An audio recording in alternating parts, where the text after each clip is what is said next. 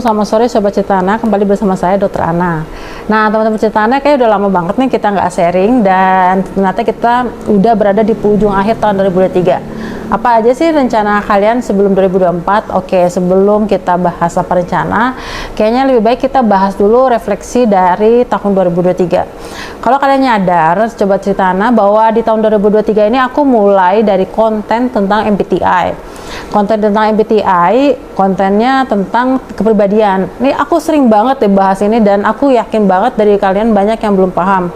Ya, aku juga disclaimer ya, bukan seorang psikolog atau psikiater. Berapa kali aku bilang aku bukan seorang psikolog psikiater, aku adalah seorang dokter kandungan.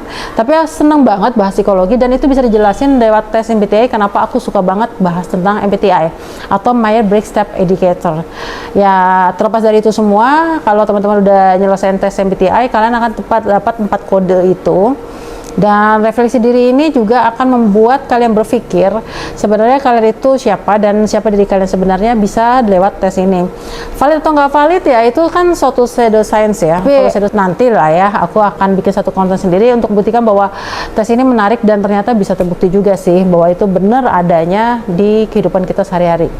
Kalau kita bahas soal yang konten kedua yang sering aku bahas adalah tentang pekerjaan aku sendiri, yaitu sebagai dokter kandungan. Karena selain sebagai seorang dokter, aku juga seorang yang akan memberikan edukasi kepada pasien melalui konten-konten YouTube aku. Nah, salah satunya adalah kegiatan tim PONEK atau Pelayanan Obstetri Neonatal Emergency Komprehensif. Bahasa awamnya adalah tim yang mengurus masalah kegawat daruratan pada ibu hamil maupun pada ibu yang sedang melahirkan. Nah, kalau teman-teman lihat, itu ada kerjasama antara tim rumah sakit, dinas kesehatan, dan teman-teman di puskesmas. Nah, kalau kalian suka dengan konten-konten itu, tolong sampein ya di kolom komentar, apakah kalian suka dengan masalah kesehatan, kebidanan dan kandungan, atau masalah MBTI. Nah, konten ketiga yang aku sering bahas itu adalah masalah mental health atau kesehatan mental.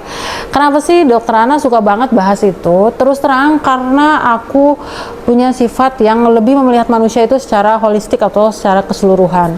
Mungkin kalian ngelihat seorang dokter itu melihatnya seseorang itu secara fisikal, kalau dia sehat atau sakit, pilihannya cuma 2. Tapi menurut aku, terlepas dari itu, banyak orang-orang yang sebenarnya memiliki masalah-masalah problem di dalam dirinya sendiri, sehingga dia kondisi fisiknya pasti jauh lebih berat.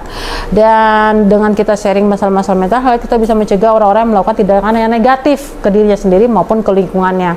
Dan kalau kalian YouTube short aku itu banyak kan juga ada hal-hal lucu yang menyangkut masalah mental health. Misalnya stigma negatif tentang masalah introvert dan extrovert. Banyak dari kita berpikir bahwa orang-orang introvert itu orang-orang yang aneh, karena mungkin jumlah presentasi mereka lebih sedikit daripada orang extrovert.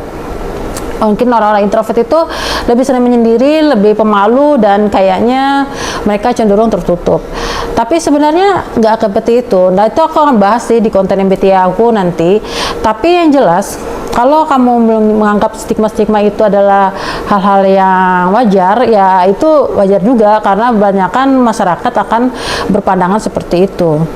Nah, kalau introvert-extrovert itu lebih ke hal yang menurut aku secara umum orang menganggap bahwa seorang introvert itu seorang yang pemalu, nggak bisa bicara depan publik, dan mereka tertutup. Tapi sebenarnya nggak seperti itu juga, karena bedanya introvert-extrovert kalau kalian pelajari lebih lanjut adalah bagaimana mereka merecharge energinya atau mengisi baterai mentalnya mereka. Jadi kalau introvert itu dia butuh waktu untuk sendiri sebelum mereka melakukan aktivitas sehari-hari. Dan bedanya dengan teman-teman kita yang extrovert, mereka lebih senang berkumpul dan menyerap energi dari banyak orang, sehingga bisa merecharge mental mereka sendiri untuk melakukan aktivitas sehari-hari. Jadi kalau bisa dibilang cara naruh baterainya itu yang beda antara mereka. Dan kalian juga jangan berpikir bahwa orang introvert itu tidak bisa bicara di depan publik. Kalau kamu searching lagi, tokoh-tokoh introvert itu banyak yang menjadi seniman, bahkan menjadi influencer ataupun seorang YouTuber. Aku nggak mau nyebut ya, nanti aku males banget aku dibilang pansos lagi. Tapi kalau kamu tahu YouTuber kita tuh banyak banget yang ternyata seorang introvert. Menurut aku itu logis loh, karena kan mereka bicara depan kamera dan mereka bicara topik yang mereka senangi, dan mungkin mereka sudah menyendiri dulu untuk memikirkan topik itu. Nah, aku nggak mau bahas panjang lebar sih soal kepribadian itu, tapi refleksi tahun 2023 aku sering banget bahas seperti itu. Kenapa? Karena kalau kamu searching, banyak banget sekarang di tahun 2003 itu masalah-masalah yang menyangkut masalah-masalah mental health. Mulai dari dari orang-orang yang berusaha untuk cari perhatian atau orang-orang yang berusaha untuk mencari diri mereka sendiri dengan cara-cara yang negatif. Dan aku pengen banget kita punya konten atau punya platform, masing-masing dari kita punya konten atau platform yang bisa memberikan efek yang positif untuk orang lain. Walaupun ya kadang-kadang itu harus membuat kita berpikir dan memilih apa yang harus kita katakan dan apa yang harus kita ucapkan di depan publik.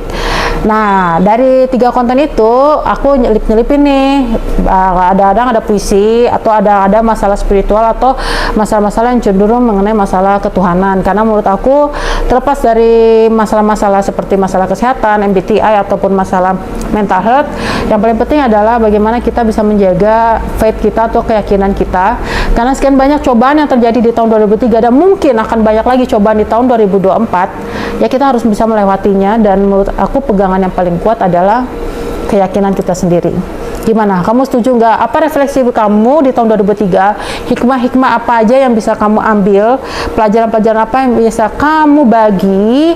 Kamu bisa bagi di kolom komentar dan sharing apa solusinya yang menurut kamu bisa menjadi hikmah dari kehidupan yang sudah kamu jalani di tahun 2003. Nanti konten berikutnya tentang MBTI, deskripsinya nanti aku sebutin belakangan, dan berbagi konten yang positif dan edukatif di channel YouTube Cerita Ana. See you!